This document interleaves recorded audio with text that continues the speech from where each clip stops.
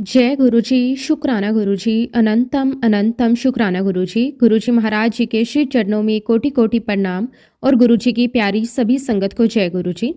संगत जी, जब जीवन के रास्ते धुंधले लगने लगते हैं, मन सवालों से भर जाता है और अहंकार हमारी सोच पर हावी हो जाता है, तब गुरुजी की शरण एक ऐसी पवित्र छाया बनकर सामने आती है जहां आत्मा को सच्चा सुकून मिलता है। गुरुजी की कृपा केवल बाहर की परेशानियों को ही नहीं हरती, बल्कि हमारे भीतर छिपी ईगो, क्रोध, भ्रम और झूठे अभिमान को भी धीरे धीरे समाप्त कर देती है।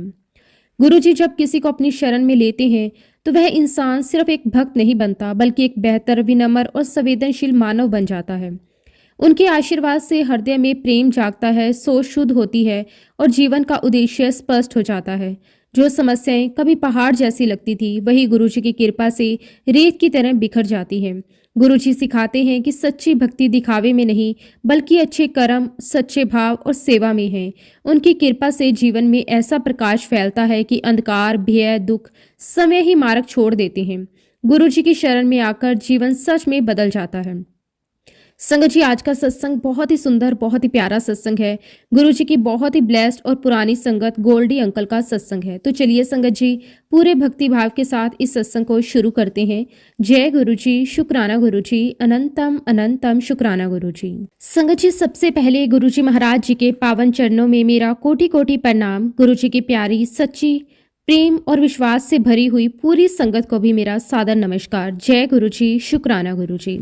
संगत जी, आज का ये दिन मेरे जीवन के उन दिनों में से एक है जिसे मैं शब्दों में पूरी तरह व्यक्त नहीं कर सकता, क्योंकि आज मैं समय को अत्यंत भाग्यशाली, धन्य और गुरुजी की अपार कृपा से निहाल महसूस कर रहा हूँ।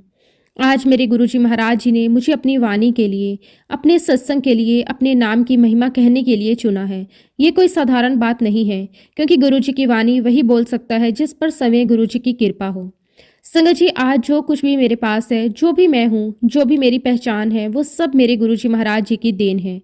आज इस पावन अवसर पर मैं अपने जीवन में गुरुजी महाराज जी से प्राप्त हुई उन सारी ब्लेसिंग्स को, उन सारे अनुभवों को, उन सारे चमत्कारों को आप सभी प्यारी संगत के साथ साझा करना चाहता हूँ, ताकि आप सभी का विश्वास और भी मजबूत हो और गुरुजी के प्रति प्रेम और भी ज़्यादा गहरा हो जाए।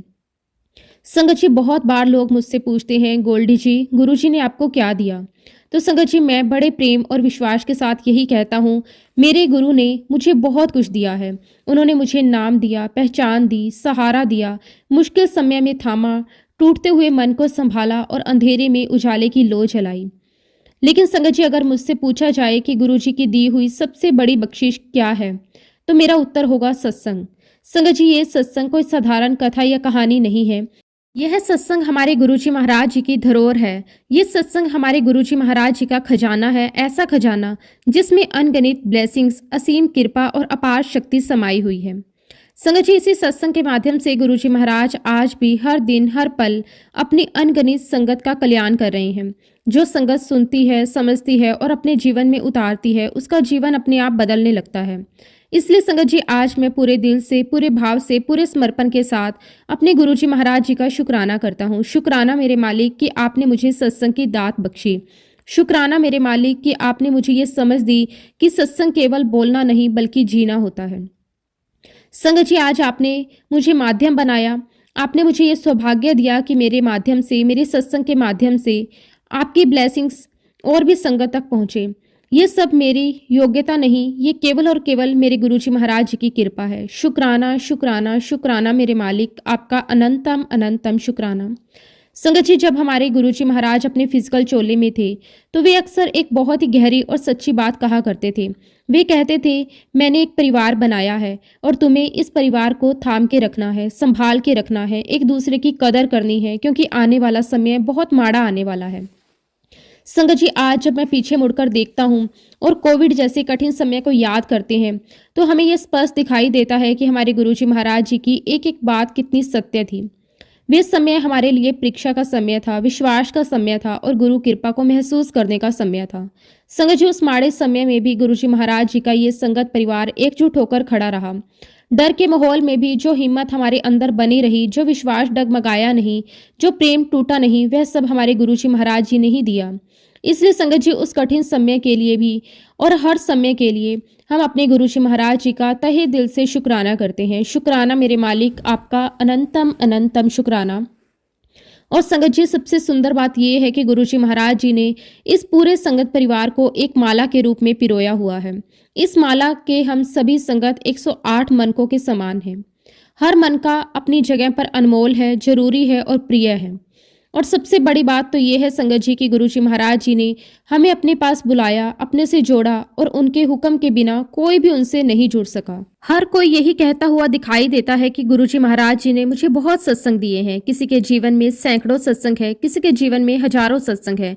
लोग गर्व से कहते हैं कि हमने इतने सत्संग सुने, इतने सत्संग देखे, इतने सत्संगों में बैठे। परंतु संगत जी, मैं बड़े ही विनम्र भाव और पूरे विश्वास के साथ ये कहता हूँ कि उस वेला सुहानी जिस वेले मैं तेरे दर आया, वही वेला, वही घड़ी, वही पल सबसे बड़ा सत्संग है।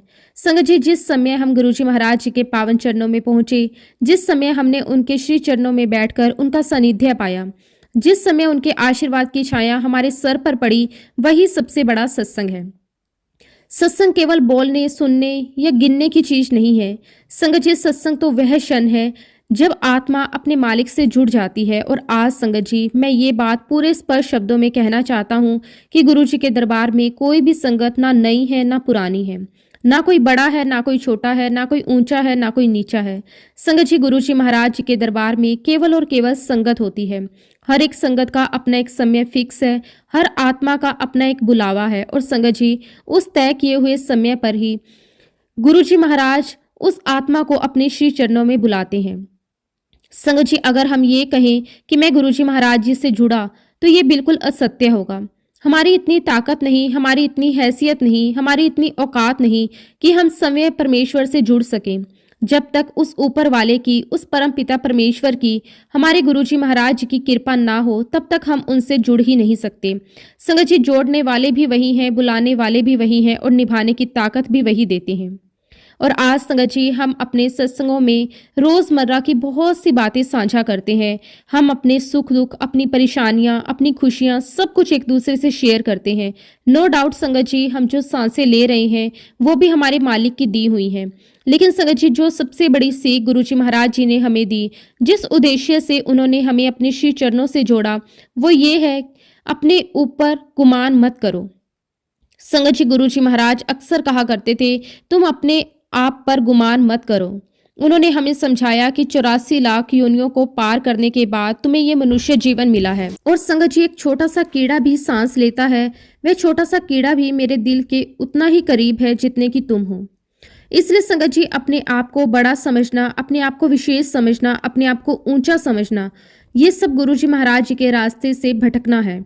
और संगत जी, ये बहुत बड़ी सच्चाई है कि गुरु जी महाराज जी से जुड़ने के बाद भी जिस चीज के लिए गुरु जी महाराज जी ने हमें अपनी शरण में बुलाया, हम जुड़ने के बाद भी कई बार उस चीज को छोड़ नहीं पाए।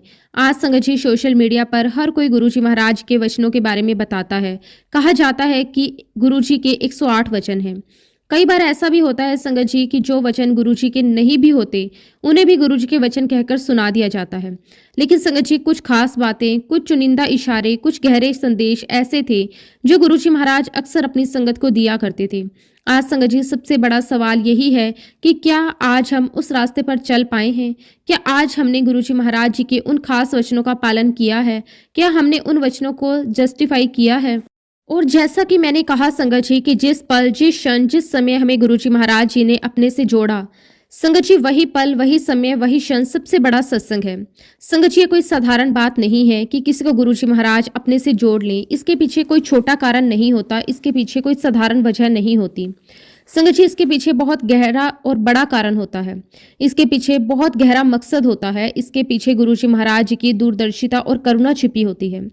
तभी तो संगत जी, गुरु जी महाराज किसी को भी कभी भी यूं ही अपने पास नहीं बुलाते। गुरु जी महाराज जी के पास जो भी जिस मकसद से गया, गुरु जी महाराज जी ने उसे वही दिया।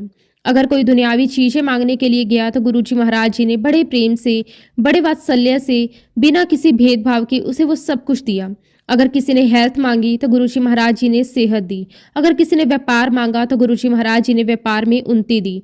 अगर किसी ने पैसे मांगे तो गुरु जी महाराज जी ने धन संपत्ति दी। संगत जी, गुरु जी महाराज कभी किसी को खाली हाथ नहीं लौटाते थे। लेकिन संगत जी अगर गुरुजी महाराज जी से किसी ने वो मांगा जो असली मकसद है गुरुजी के पास जाने का, तो संगत जी आप समझ लीजिए कि वह तो अपने जीवन में तर गया। उसका केवल यही जीवन नहीं बल्कि उसके अगले हर जन्म का भी उद्धार हो गया।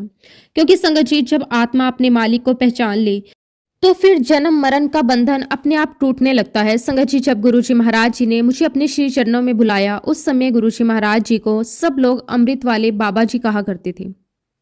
संगत जी उस समय गुरुजी महाराज जी के पास अपनी एक रुद्राक्ष की माला हुआ करती थी और संगत जी उस माला को वह पानी में डुबोते थे और उस पानी को अमृत बना देती थी। और संगत जी जो भी उस अमृत को पीता उसकी रिक्वायरमेंट पूरी हो जाती थी। संगत जी चाहे वह रिक्वायरमेंट हेल्थ से संबंधित हो, चाहे व्यापार से संबंधित हो, चाहे पैसों से संबंधित हो या फिर इस मटेरियलिस्टिक वर्ल्ड की किसी भी जरूरत से संबंधित हो, गुरुजी महाराज वो सब दिया करते थे। और संगत जी देने के बाद गुरुजी महाराज बस इतना ही कहा करते थे, जा ऐश कर ब्लेस किता। संगत जी 1982 में मेरा एक बहुत ही सीवियर एक्सीडेंट हुआ। संगत जी मेरी हालत इस कदर खराब हो चुकी थी कि सब कुछ फेलियर हो गया था। डॉक्टर्स ने हाथ खड़े कर दिए थे, घर वालों की आंखों में डर था और मेरा अपना शरीर मेरा साथ छोड़ चुका था। संगत जी जैसे तैसे करके ठीक तो मैं हो चुका था लेकिन चल फिर नहीं पा रहा था। और संगत जी अगर मैं अपने प्रोफेशन की बात करूं तो संगत जी मेरा प्रोफेशन संगीत क्षेत्र से है। संगीत मेरी आत्मा है, मेरी पहचान है, मेरा जीवन है। जब गुरुजी महाराज जी ने मुझे अपने पास बुलाया तब उस समय दिल्ली में एक म्यूजिक कंपनी हुआ करती थी। उस कंपनी का नाम था HMV, हिज मास्टर्स वॉइस। संगत जी उस समय मलेरकोटला से कुछ 6-7 लोग दिल्ली HMV कंपनी में रिकॉर्डिंग के लिए आए थे। और संगत जी जब मैंने अपने एक्सीडेंट से थोड़ा बहुत रिकवर करना शुरू किया तो मैंने भी धीरे धीरे काम शुरू कर दिया था। संगत जी HMV के जो डायरेक्टर थे वो मुझे काम के लिए अक्सर बुलाया करते थे। और संगत जी उस समय मलेरकोटला से जो भी लोग आए थे उनके साथ मेरे बहुत अच्छे रिलेशन बन गए। बहुत प्यार के साथ, बहुत अपनेपन के साथ हमारा एक रिश्ता बन गया। उनके साथ काम करने में मुझे बहुत आनंद आता था, बहुत सुकून मिलता था। और संगत जी उन्हीं लोगों में से एक प्रोड्यूसर साहब थे जो म्यूजिक प्रोड्यूस करते थे और वो एक प्रकार के फाइनेंसर भी थे। उन्होंने बड़े ही अपनत्व और प्रेम के साथ मुझसे कहा कि गोल्डी साहब आप हमारे साथ पंजाब चलिए, हमें म्यूजिक के लिए कुछ नए कलाकार चाहिए, उनका हमें ऑडिशन लेना है। अगर आप हमारे साथ चलेंगे तो ऑडिशन में हमें आपकी बहुत मदद मिल जाएगी। संगत जी उनकी बात सुनकर मैंने अपनी सेहत को ध्यान में रखते हुए बड़े ही विनम्र भाव से मना कर दिया। मैंने कहा कि मैं अभी अभी ठीक हुआ हूँ, अभी तो मैंने काम भी बहुत मुश्किल से शुरू किया है, यहाँ दिल्ली में भी काम करने में मैं बड़ी मुश्किल से आ पाता हूँ। संगत जी लेकिन वे बड़े प्रेम से मुझे समझाने लगे। वे कहने लगे कि डोगरा साहब आप बिल्कुल चिंता मत करिए, हम आपको लेकर भी जाएंगे और सुरक्षित वापस छोड़ने भी आएंगे। संगत जी उस समय मुझे क्या पता था कि ये कोई साधारण यात्रा नहीं है। मुझे क्या पता था कि ये तो मेरे गुरुजी महाराज जी का बुलावा है, ये उनकी पुकार है, ये उनका इशारा है, उनकी योजना है। और संगत जी सच कहूँ तो उस समय मुझे गुरुओं में कोई खास विश्वास भी नहीं था। मैं अपनी दुनिया में था, अपने काम में था, अपने सोच विचार में उलझा हुआ था। लेकिन संगत जी प्रोड्यूसर साहब बिल्कुल नहीं माने। उन्होंने चंडीगढ़ में एक वेन्यू डिसाइड किया और कहा कि सारे कलाकार यहीं आ जाएंगे, यही ऑडिशन होंगे और हमारा ये काम 1-2 दिन में पूरा हो जाएगा। उन्होंने फिर कहा कि डोगरा साहब काम खत्म होते ही हम आपको वापिस छोड़ देंगे। संगत जी उन्होंने इतना प्यार दिखाया, इतना आत्मीयता दिखाई, इतनी बार मुझे रिक्वेस्ट की तो मैं उन्हें मना नहीं कर सका। और संगत जी मना करता भी कैसे, ये तो मेरे गुरुजी महाराज जी का बुलावा था, मुझे तो आना ही था। अब संगत जी हम लोग चंडीगढ़ पहुंच गए। जिस दिन हम पहुंचे उस दिन संगत जी सिर्फ आराम किया। शरीर थका हुआ था, मन भी थका हुआ था। और अगले दिन संगत जी सुबह ठीक 10 बजे हम सब वेन्यू पहुंच गए। लेकिन संगत जी जो प्रोड्यूसर साहब थे उनकी एक 5-6 मेंबर की कमेटी थी। उस कमेटी में एक मेन बंदा था जो फाइनेंस करता था। उसने बठिंडा से आना था लेकिन संगत जी किसी कारणवश वो नहीं आ पाए और यही कारण बना संगत जी की उस दिन ऑडिशन कैंसिल हो गई। और फिर संगत जी आपस में बात करके ये डिसाइड हुआ कि ऑडिशन अगले दिन होंगे। और संगत जी अगले दिन का वेन्यू मोहाली में डिसाइड किया गया। अगले दिन जो ऑडिशन होने थे उनका समय सुबह 10:30 बजे रखा गया। अब संगत जी अगले दिन ऑडिशन वगैरह हो गए लेकिन संगत जी उसी समय मेरी तबीयत काफ़ी ख़राब होने लगी। मैं पानी भी पीता तो मुझे वॉमिटिंग हो जाती, मेरे पेट में तेज़ दर्द होने लगा, मुझे लूज मोशन स्टार्ट हो गए, शरीर पूरी तरह कमज़ोर पड़ गया। और संगत जी जो फाइनेंसर साहब थे वे मेरे साथ थोड़ा मजाक करने लगे। और वैसे भी संगत जी पंजाबी लोगों को हंसी मजाक की बहुत आदत होती है। तो संगत जी वो हंसते हंसते मुझसे कहने लगे, पाजी थानू पंजाब दा पानी हजम नहीं होया फिर दुध की हजम होएगा। संगत जी उनकी ये बात सुनकर मेरे चेहरे पर भी हल्की सी मुस्कान आ गई। हालांकि शरीर कमजोर था, तबीयत ठीक नहीं थी, लेकिन माहौल ऐसा था कि हंसी अपने आप आ गई। फिर मैंने उनसे कहा कि मेरी तबीयत तो पहले ही ठीक नहीं थी, मैं अभी अभी एक बहुत बड़े एक्सीडेंट से निकला हूँ। लेकिन संगत जी प्रोड्यूसर साहब फिर भी आग्रह करने लगे। वे बार बार कहने लगे कि डोगरा साहब, गोल्डी साहब, कोई बात नहीं, चलो थोड़ा घूम आते हैं। और संगत जी बातों बातों में उन्होंने ये भी कह दिया कि चलो गोल्डी साहब बाबे के पास लेकर चलते हैं। संगत जी ये सुनते ही मैंने साफ साफ कह दिया कि मैं बाबों में विश्वास नहीं रखता, मेरा एक्सीडेंट हुआ है, मेरी तबीयत ठीक नहीं है, इसमें बाबा क्या कर लेगा। मैंने कहा कि अगर आप मुझे कहीं लेकर जाना चाहते हो तो किसी डॉक्टर के पास लेकर चलो, किसी मेडिकल से दवाई दिला दो। संगत जी जैसा कि मैंने पहले भी बताया, उस समय आज के जैसे सत्संग नहीं होते थे।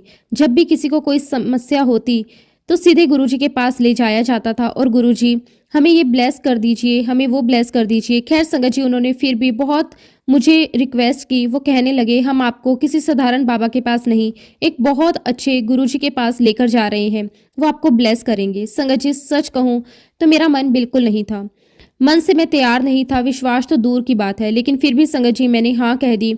और संगत जी मैं हाँ कहने वाला होता ही कौन हूँ, ये तो मेरे गुरुजी महाराज जी का बुलावा था। मैंने उनसे पूछा हम जा कहाँ रहे हैं, तो उन्होंने कहा हम बठिंडा जा रहे हैं। और संगत जी हम लोग मोहाली से बठिंडा शाम के करीब 6 बजे पहुंचे। संगत जी आज भी वो दिन मुझे एक एक पल याद है। हम बठिंडा के मॉडल टाउन छावनी में पहुंचे और संगत जी उस छावनी एरिया में एक ब्रिगेडियर अंकल थे जिनके घर पर गुरुजी महाराज ठहरे हुए थे। अब संगत जी जैसा कि हम सबके मन में अक्सर होता है, जब भी हम किसी बाबा के यहाँ जाते हैं तो हमारे मन में एक परसेप्शन बन जाता है कि बाबा ने भगवे वस्त्र पहने होंगे, माथे पर बड़ा सा तिलक होगा, लंबे लंबे बाल होंगे, लंबी लंबी दाढ़ी मूछ होगी। लेकिन संगत जी जब हम अंदर गए तो वहाँ का नज़ारा बिल्कुल अलग था। मुझे तो ऐसा लगा ही नहीं कि हम किसी बाबा के पास आए हैं। हम बैठे दरबार में और संगत जी हमारी लेफ्ट साइड में गुरुजी महाराज गद्दी पर विराजमान थे और मेरी राइट साइड पर कुछ बंदे खड़े थे। संगत जी जिनके साथ मैं आया, मैंने उनसे पूछा कि बाबा कौन है। संगत जी उस समय मैं गुरुजी तो कहता ही नहीं था, मेरे मन में बाबा की एक अलग ही छवि बनी हुई थी। संगत जी उन्होंने हाथ के इशारे से मुझे बताया वो हैं जो गद्दी पर विराजमान है। संगत जी मैंने उन्हें नीचे से ऊपर तक ध्यान से देखा। सच कहूँ संगत जी मुझे विश्वास ही नहीं हो रहा था कि ऐसे भी बाबा हो सकते हैं। ना कोई भगवा वस्त्र, ना कोई तिलक, ना जटा, ना लंबी दाढ़ी। संगत जी वो बिल्कुल नॉर्मल कपड़ों में थी, लेकिन संगत जी उनके चेहरे का नूर देखते ही बनता था। वो नूर ऐसा था कि आंखें अपने आप झुक जाती थी। यही कारण था संगत जी कि मैं बहुत देर तक उनके चेहरे की ओर देख नहीं सका, उनसे नजरें नहीं मिला सका। संगत जी गुरुजी महाराज नॉर्मल टी शर्ट पैंट और शूज में बैठे हुए थे। कपड़ों से तो किसी भी एंगल से ना गुरु लग रहे थे ना बाबा, लेकिन संगत जी उनके चेहरे का तेज बहुत ज्यादा था, ऐसा तेज जो शब्दों में बयान नहीं किया जा सकता। और संगत जी मैंने ये भी देखा कि वहां मौजूद हर एक इंसान उनके चरणों को छू रहा था। मैंने भी उनके चरण छुए और संगत जी गुरुजी महाराज इतनी प्यारी मुस्कान के साथ सबसे हंसी मजाक कर रहे थे कि माहौल पूरी तरह घरेलू और अपनापन से भरा हुआ था। संगत जी एक पल के लिए भी ऐसा महसूस नहीं हुआ कि हम किसी बाबा या गुरु के पास आए हैं। उन्हें देखकर तो ऐसा लग रहा था जैसे साक्षात भोलेनाथ बैठे हों, इतने भोले, इतने सरल, इतने प्यारे। और संगत जी फिर गुरुजी महाराज जी ने अपनी तिरछी नज़र से मुझे देखा, हल्की सी मुस्कान आई उनके चेहरे पर और फिर मेरे साथ मजाक करते हुए कहने लगे, ये तो सिंगलपुर जितना बंदा है। संगत जी उस समय गुरुजी के दरबार में करीब 10 से 15 लोग बैठे हुए थे और संगत जी सच कहूँ तो उस समय मेरे अंदर बहुत ईगो थी। मुझे बहुत बुरा लगा, मुझे लगा कि मुझे ऐसा क्यों कहा। और संगत जी जैसा कि मैंने आपको पहले भी कहा, सबसे बड़ा सत्संग वही होता है जिस वेले हम गुरुजी महाराज जी के चरणों में पहुँचते हैं। सबसे बड़ा सत्संग वही होता है जब हम गुरुजी महाराज के चरणों में बैठकर कुछ सीखते हैं। और संगत जी सबसे पहले गुरुजी महाराज जी ने मेरा ईगो तोड़ा, उन्होंने मुझे नीवा होना सिखाया। और संगत जी गुरुजी महाराज जी का सबसे पहला वचन जो है सबको कहा करते थे, सब तो पहला अपनी ईगो नू छोड़ दो। और संगत जी आज हमें खुद से ये सोचना है क्या हम वाकई में ही अपनी ईगो छोड़ पाए हैं या नहीं। खैर संगत जी जब गुरुजी महाराज जी ने मुझे कहा सिंगलपुर जी दा बंदा है तो मुझे बहुत गुस्सा आया।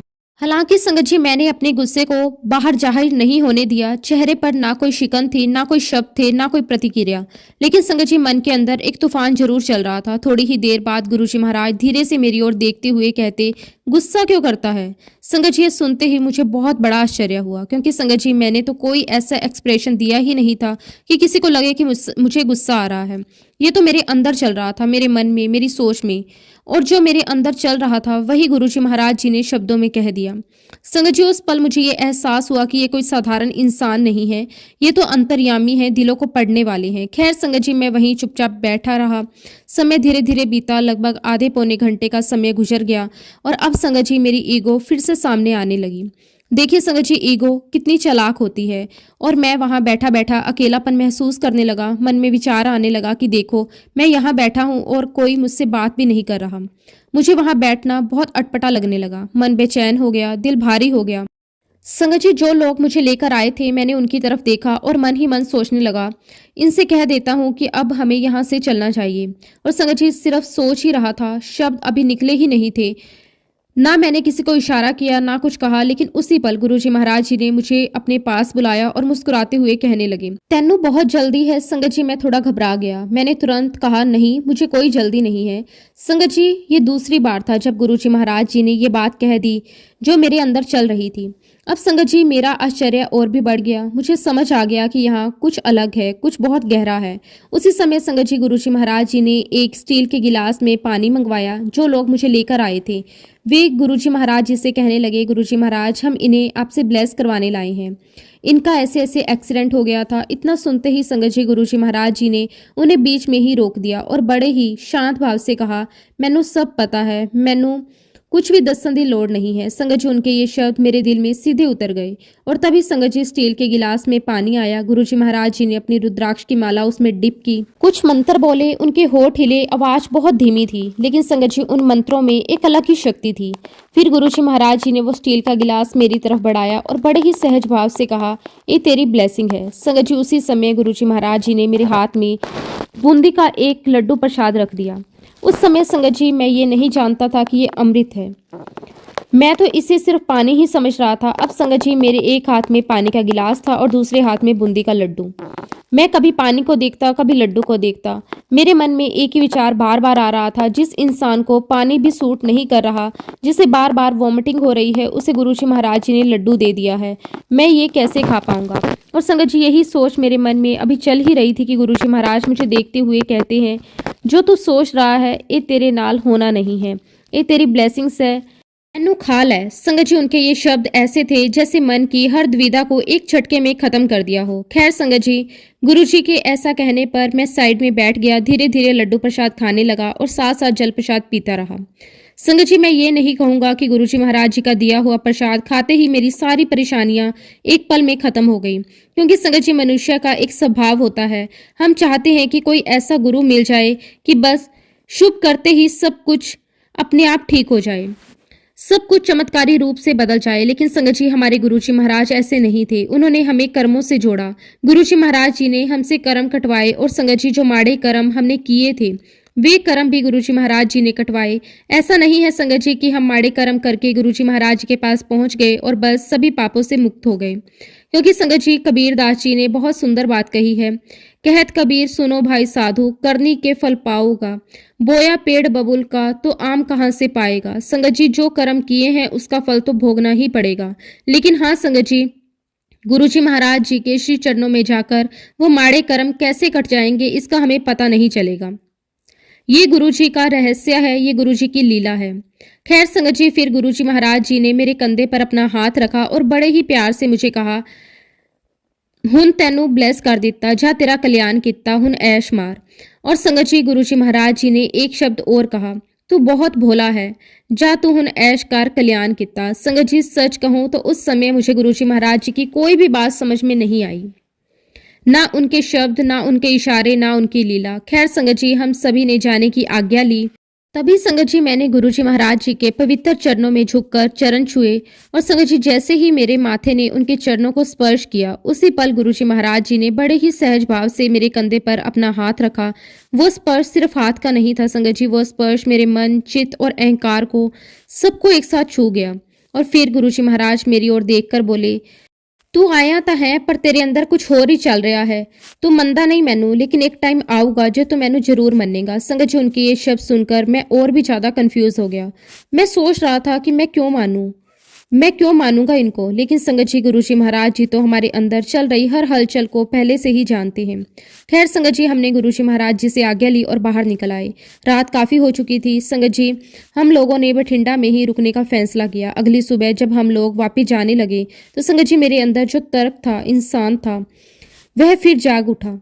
जो लोग मुझे लेकर गए थे, मैं उनसे लड़ पड़ा। मैंने कहा कि यार, तुम मुझे कहाँ लेकर गए थे? ये कौन सा इलाज था? पानी के साथ, लड्डू के साथ इलाज। मैंने गुस्से में कहा, क्या इससे भी कोई इलाज होता है? संगत जी, जब मैं ये सब बोल रहा था तो वे लोग बस एक टक टक मुझे देखे जा रहे थे। ना कोई जवाब, ना कोई बहस। जब मैं सब कुछ बोल चुका तो वे बड़े ही शांत स्वर में मुझे कहने लगे, आपने जो बोला था बोल दिया, अब इसमें आपकी कोई गलती नहीं है। फिर संगत जी उन्होंने कहा, लेकिन मैं एक बात कहना चाहता हूँ, ये वो महापुरुष नहीं है जो आप समझ रहे हैं। उन्होंने कहा, ये तो कभी किसी को अपने पास बुलाते ही नहीं, बहुत ही कम लोग इनके पास जाते हैं। लेकिन जिनको ये अपने पास बुलाते हैं उसके पीछे कोई बहुत बड़ा कारण होता है। वह कारण उस समय समझ में नहीं आता, लेकिन बाद में जरूर समझ में आता है कि गुरुजी ने क्यों बुलाया। संगत जी, उनकी बात मैंने सुनी तो सही, लेकिन समझ तब भी नहीं आई। खैर संगत जी, गुरुजी महाराज जी के जल प्रसाद और लड्डू प्रसाद से धीरे धीरे मेरी परेशानी थी वो ठीक होने लगी। मुझे वॉमिटिंग आना बंद हो गया। धीरे धीरे संगत जी मैं थोड़ा अच्छा महसूस करने लगा। और संगत जी, गुरुजी महाराज जी ने मुझे एक बात कही थी, सिंगलपुर जी दा बंदा है। और उस समय संगत जी, मैंने इस बात को मजाक समझा और सब कुछ भूलकर वापस आ गया। लेकिन संगत जी, अब सोचिए, जिस इंसान को पानी भी हजम नहीं हो रहा था, उस इंसान ने अगले ही दिन सुबह उठकर गोभी के परांठे खाए और पूरा एक पंजाबी लस्सी का गिलास भी पिया। संगत जी, ये बात है 1983 की। वह साल मेरी जिंदगी का एक ऐसा मोड़ था जिसका अर्थ मुझे उस समय समझ में नहीं आया, लेकिन समय के साथ साथ हर शब्द, हर वचन, हर इशारा अपने आप स्पष्ट होता चला गया। 1983 के बाद संगत जी, गुरुजी महाराज जी ने मुझे जहाँ जहाँ बुलाया, मैं वहाँ वहाँ उनके पावन चरणों में हाजिर होता गया। कभी चंडीगढ़, कभी जालंधर, कभी पंचकुला। संगत जी, हर बार दृश्य बदलता, जगह बदलती, लोग बदलते, लेकिन गुरुजी महाराज के वचन हमेशा एक जैसे रहते। वह बड़े सरल भाव से मुझे कहते, तैनू आन दी लोड़ नहीं है, मैं तैनू ब्लेस कर देता है। तुझे जहां भी मेरी जरूरत होगी मैं तेरे साथ खड़ा हूँ। संगत जी, उस समय मैं इन वचनों को सिर्फ सुनता था, समझता नहीं था। लेकिन गुरुजी महाराज जी तो भविष्य पहले ही देख लेते हैं। फिर संगत जी, समय तेजी से आगे बढ़ता गया और 2007 में वो दिन आया जिसे हम सब बड़े भारी मन से याद करते हैं। 2007 में गुरुजी महाराज जी ने अपना चोला छोड़ दिया। संगत जी, जिस शरीर को हम देखते हैं वो तो मिट्टी का है, लेकिन गुरु तत्व कभी जाता नहीं। गुरुजी महाराज तब भी साथ थे, आज भी साथ हैं। फिर संगत जी, समय आगे बढ़ा और 2011 आया। 2011 में एक दिन अचानक मेरे पेट में बहुत तेज दर्द उठा। संगत जी, दर्द ऐसा था कि उठना बैठना मुश्किल हो गया। मेरी धर्म पत्नी ने मुझे कहा कि आप किसी डॉक्टर के पास चले जाओ। लेकिन संगत जी, मैंने इस बात को अवॉइड किया। मैंने सोचा शायद कुछ गलत खा लिया होगा, अपने आप ठीक हो जाएगा। एक दिन, 2 दिन बीत गए, दर्द कम होने की बजाय और बढ़ने लगा। इसी बीच संगत जी, हम जहाँ रहते थे वहाँ एक अंकल मिले। उन्होंने मुझे देखते ही कहा, गोल्डी बेटा, ये क्या बात है? तुम्हारी तबीयत तो ठीक है ना? तुम्हारा चेहरा बहुत पीला पड़ गया है। मैंने सच सच बता दिया अंकल, 2-3 दिन से पेट में बहुत दर्द है। संगत जी, उन्होंने बिल्कुल देर ना करते हुए मुझे ये कहा कि बालाजी हॉस्पिटल जाओ, डॉक्टर को दिखाओ। मैंने 2-3 दिन बाद का अपॉइंटमेंट लिया और हॉस्पिटल पहुंच गया। संगत जी, हॉस्पिटल में मेरा अल्ट्रासाउंड हुआ। रिपोर्ट आने तक मेरा दिल जोर जोर से धड़क रहा था। मन में डर था कहीं कोई गंभीर बीमारी ना हो। फिर संगत जी, डॉक्टर साहब ने मुझे बुलाया और कहा, 40 लाख केसों में एक केस आपका है। मेरे पैरों तले जमीन खिसक गई। मैंने घबराकर पूछा, डॉक्टर आखिर मुझे हुआ क्या है? डॉक्टर ने शांत स्वर में कहा, आपके शरीर में ना तो किसी कट का निशान है, ना किसी सर्जरी का, लेकिन बाय बर्थ आपके पास सिर्फ एक ही किडनी है। संगत जी, सुनते ही मेरे जहन में गुरुजी महाराज जी का वह वचन बिजली की तरह कौंध गया, सिंगल पुर्जे दा बंदा है। संगत जी, तब मुझे समझ आया कि गुरुजी महाराज क्या कह रहे थे। फिर संगत जी, मुझे अपना एक्सीडेंट याद आया। जिस समय मेरा एक्सीडेंट हुआ था उस समय मुझे दिन में 121 इंजेक्शन लगाए जाते थे। मेरे शरीर में इतनी ज़्यादा एंटीबायोटिक्स जा चुकी थी, मल्टीपल फेलियर्स हो चुके थे। लेकिन संगत जी, उस समय भी गुरुजी महाराज जी ने मुझे अपने पास बुलाया, मुझे भर भर के ब्लेस किया। और संगत जी, ये गुरुजी महाराज जी की पहली ब्लेसिंग थी कि उन्होंने मुझे फिजिकली फिट किया। फिर गुरुजी महाराज जी ने कहा, जा ब्लेस किता, जा ऐश कर। संगत जी, आज तक गुरुजी महाराज जी की ब्लेसिंग से मैंने कभी किडनी, लीवर और हार्ट की कोई दवाई नहीं खाई। और आज संगत जी, मेरी उम्र 68 ईयर्स की है। जब मैं यंग था तब गुरुजी महाराज जी ने मुझे अपने पास बुलाया, मुझे ब्लेस किया। संगत जी, मैं गुरुजी महाराज जी का जितना भी शुक्राना करूं उतना कम है। गुरुजी महाराज जी की ब्लेसिंग्स के आगे मेरा हर शुक्राना बहुत छोटा है। फिर भी मैं अपने मालिक का तहे दिल से बहुत बहुत शुक्राना करता हूँ। अनंतम अनंतम शुक्राना मेरे मालिक, आपका अनंतम अनंतम शुक्राना। संगत जी, गुरुजी महाराज जब भी किसी को अपने पास बुलाते थे तो सबसे पहला वचन यही कहते थे, अपनी ईगो छड़ दो। और गुरुजी का दूसरा वचन, जित्थु चले हो उन्हों सही कर दो। संगत जी, हम लोग कहाँ से चले हैं? हम सब अपने अपने घर से चले हैं, तो हमें अपने अपने घर को सही करना है। घर में छोटे बड़ों की इज्जत करें, बड़े छोटों से प्यार करें। गुरुजी महाराज बहुत सिंपल बातें कहते थे। वो कहते थे, अगर तुम्हारे घर में कलेश है तो तुम जहाँ भी जाओगे उस कलेश की वजह से तुम हर जगह नेगेटिविटी लेकर जाओगे। और संगत जी, गुरुजी महाराज आगे ये भी समझाते थे कि जिस घर से आप निकलते हो वहीं से आपकी दिशा तय हो जाती है। गुरुजी कहते थे, अगर आपके घर में नेगेटिविटी है, क्ले है, मनमुटाव है, तो आप चाहे कितनी भी अच्छी जगह चले जाओ, कितनी भी बड़े दरबार में माथा टेक कर आओ, आप वहां से भी नेगेटिविटी ही उठा कर लाओगे। और फिर संगत जी, जब वापस अपने घर लौटोगे तो वो नेगेटिविटी और भी बढ़कर घर में फैल जाएगी। लेकिन गुरुजी महाराज बड़े प्रेम से कहते थे, अगर आपके घर में सुख है, शांति है, प्यार है, सम्मान है, तो आप जहाँ भी जाओगे अपने घर से अच्छाई लेकर जाओगे, और जब वापस आओगे तो आपके साथ और ज़्यादा अच्छाई लौट कर आएगी। संगत जी, गुरुजी महाराज हमेशा घर को मंदिर बनाने की बात करते थे। वो कहते थे, जिस घर में सम्मान है वो घर तीर्थ बन जाता है, और जिस घर में अहंकार है वो घर चाहे कितना भी बड़ा हो अशांत ही रहता है। संगत जी, गुरुजी महाराज जी का तीसरा वचन बहुत ही गंभीर था। वो कहते थे, चोर और चुगली से हमेशा बचो। गुरुजी महाराज निंदा और चुगली को सबसे बड़ा जहर बताते थे। वो कहते थे, जो व्यक्ति दूसरों की बुराई करता है असल में वह अपने ही कर्मों को खराब करता है। संगत जी, गुरुजी महाराज कभी भी किसी की निंदा सुनते नहीं थे।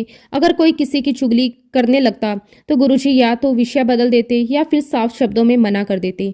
गुरुजी कहते थे, निंदा से आत्मा गंदी होती है। और फिर बड़े गहरे अर्थ में कहते थे, अंदर की सफाई बहुत जरूरी है। गुरुजी महाराज अक्सर कहते थे, अंदर का भांडा साफ रखो। संगत जी, इसका अर्थ सिर्फ बाहर की सफाई नहीं था, इसका अर्थ था अपने मन से ईर्ष्या निकालो, अपने मन से द्वेष निकालो, अपने मन से घमंड निकालो, अपने मन से निंदा निकालो। क्योंकि संगत जी, अगर अंदर गंदगी है तो बाहर चाहे कितना भी धार्मिक दिखावा कर लो, उसका कोई लाभ नहीं। संगत जी, मैं तो यही कहूँगा, अगर हमने अपने गुरुजी महाराज जी के इन वचनों का पालन नहीं किया तो हमें उनकी संगत कहलाने का अधिकार ही नहीं है। गुरु को मानना अलग बात है, लेकिन गुरु की बात मानना, उनके बताए रास्ते पर चलना, उनका अनुसरण करना, यही सच्ची भक्ति है। संगत जी, गुरुजी महाराज कभी कठिन नियम नहीं देते थे। वह बहुत सरल और जीवन से जुड़ी बातें कहते थे। वो कहते थे, अपने घर को ठीक करो, अपने रिश्तों को ठीक करो, अपने व्यवहार को ठीक करो। संगत जी, मैं सभी संगत से हाथ जोड़कर यही निवेदन करता हूँ, गुरुजी महाराज जी के इन वचनों को अपने जीवन में इम्प्लीमेंट करो।